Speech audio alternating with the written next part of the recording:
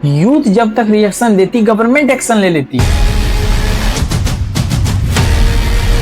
और इस JNG protest के सक्सेस का कारण है, और जैसे ही 26 एप्लीकेशन बैन होता है, ये कोई करप्ट पॉलिटिशियन का बेटा नहीं है कि लाखों रुपया उड़ाएगा और ब्रांडेड बैग ले लेगा। देखिए, नेपाल में 2008 से पहले मोनार्की सिस्टम हुआ करता था, यानी राजा का रूल। काफी सारा रिवोल्यूशन होता है, मूवमेंट्स होता है, और फिर डेट आता है 28 मई 2008। इस दिन मोनार्की सिस्टम को हटाकर डेमोक्रेटिक सिस्टम लागू कर दिया जाता है, और 28 मई 2008 को नेपाल के पहले प्रधानमंत्री बनते हैं गिरिजा प्रसाद कोइराला। और फिर 2008 से लेकर 2012 तक गवर्नमेंट ठीक ठाक रन करती है, लेकिन 2012 में 28 दिसंबर 2012 को प्रोटेस्ट होता है गवर्नमेंट के खिलाफ। और फिर इस दिन नेपाल के यूथ पीएम रेसिडेंस के बाहर 9 बजे इकट्ठा होते हैं और प्रोटेस्ट स्टार्ट कर देते हैं। प्रोटेस्ट का नाम दिया जाता है ऑक्यूपाई ब्लू वाटर, या उसको ब्लू वाटर सत्याग्रह के नाम से भी जाना जाता है। इस प्रोटेस्ट का मेन कॉज रहता है जेंडर बेस्ड वायलेंस। इस प्रोटेस्ट में मेनली कार हॉर्न और प्लेट को पीट कर गवर्नमेंट के खिलाफ नारेबाजी किया जाता है, और इसके बाद भी दूसरे तरफ कई सारे प्रोटेस्ट होते हैं, लेकिन गवर्नमेंट कोई भी एक्शन नहीं लेता है। और दूसरे तरफ नेपाल में अनएम्प्लॉयमेंट बहुत ज्यादा बढ़ते जा रहा था। 1991 से लेकर 2024 तक एवरेज यूथ अनएम्प्लॉयमेंट रेट 19.52% रहता है। क्या 2020 में सबसे ज्यादा अनएम्प्लॉयमेंट रहता है 24.04%। नेपाल के जो आदमी उनका एवरेज कमाई लगभग 17,809 रुपया, और नेपाल की महिलाओं का जो एवरेज इनकम है 13,630 रुपया है। 2023 और 24 में करीब 7,40,000 लोग नेपाल से बाहर गए कमाने। और फिर आता है ईयर 2018। इस टाइम में नेपाल में अनएम्प्लॉयमेंट बहुत ज्यादा हाई रहता है, और इसी वक्त एक कॉन्टेस्ट होता है नेपाल में, मिस वर्ल्ड ऑफ नेपाल, और इस कॉन्टेस्ट को जीत लेती है जिरिन खला खाटीवाला और बन जाती है miss Nepal 2018। Winner of Miss Nepal World 2018 is contestant number 25 Shrinkala Khatiwala।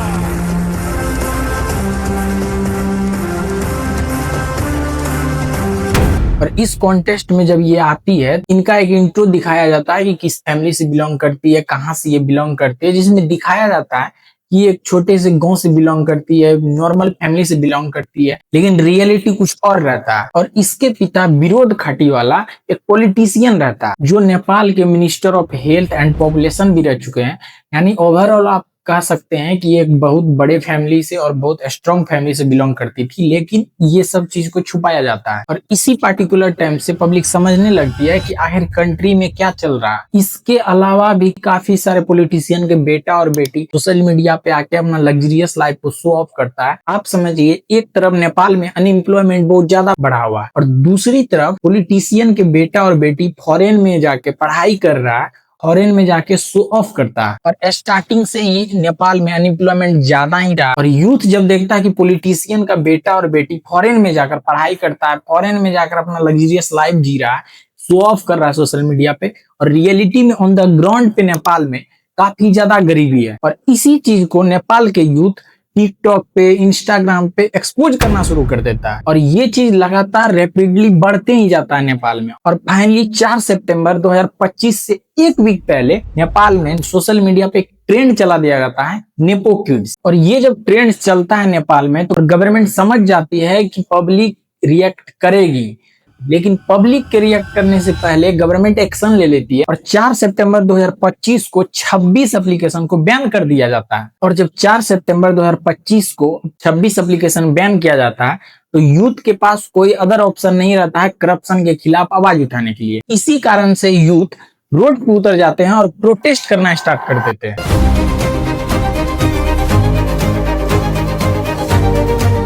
और ये जो नेपाल में नेपो किड्स का करप्शन चलते आ रहा था, इसको हाईलाइट करता है एक सोशल एक्टिविस्ट सुदान गुरुंग।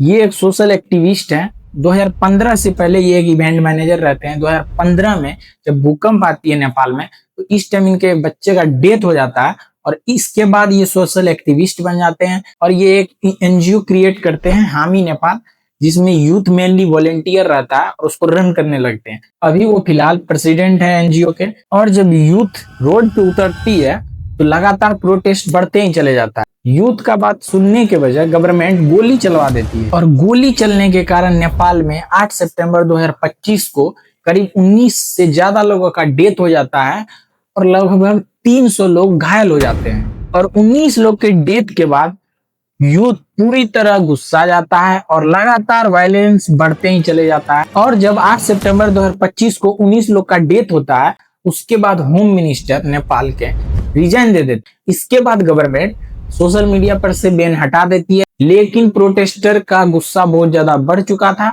इसके बाद प्रोटेस्टर नहीं मानते हैं और 9 सितंबर 2025 को सबसे पहले पार्लियामेंट हाउस को आग के हवाले कर देते हैं, पीएम ऑफिस को आग के हवाले कर देते हैं। उसके बाद जेएनजी सिंह दरबार में आग लगा देते हैं और लगातार वायलेंस बढ़ते ही चला जाता है। वायलेंस इस कदर बढ़ जाता है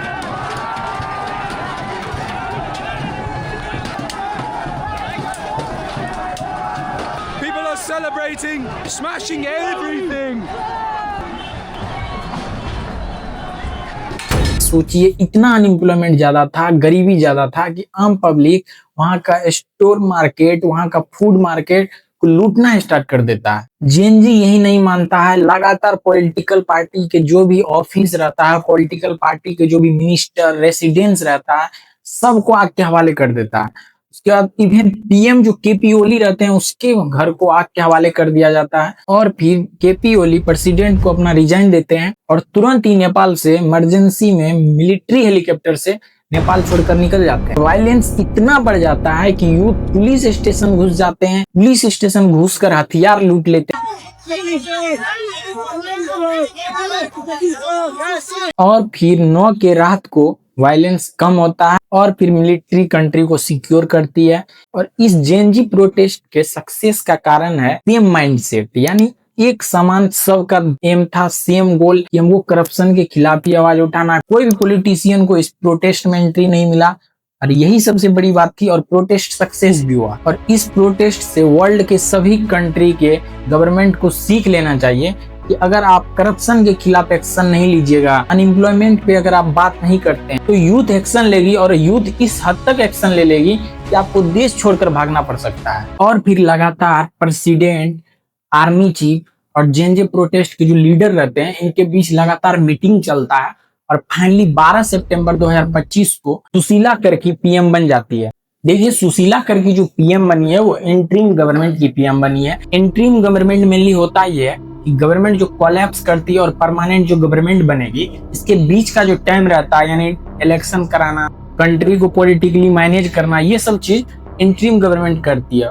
नेपाल के जो प्रेसिडेंट है वो अनाउंस किए हैं 5 मार्च 2026 को नेपाल में इलेक्शन कराया जाएगा और इस इलेक्शन के बाद ये फाइनल होगा नेपाल में परमानेंट गवर्नमेंट किसकी बनेगी और नेपाल के परमानेंट प्राइम मिनिस्टर कौन बनेंगे।